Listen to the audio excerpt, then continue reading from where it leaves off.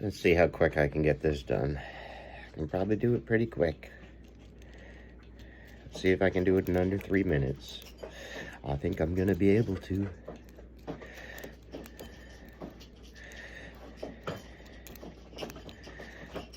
Cause I did it like 2 seconds ago in 30 seconds. Sometimes you get it real quick, sometimes it takes a while. So that happens with the DIY lockpicks.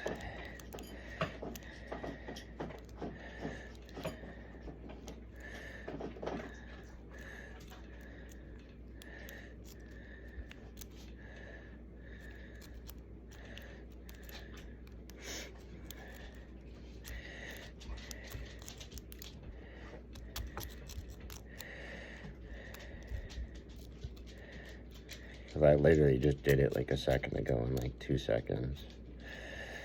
Not a second ago, but say like, it took me what, a minute to get that open. That's all it took. That's all it took.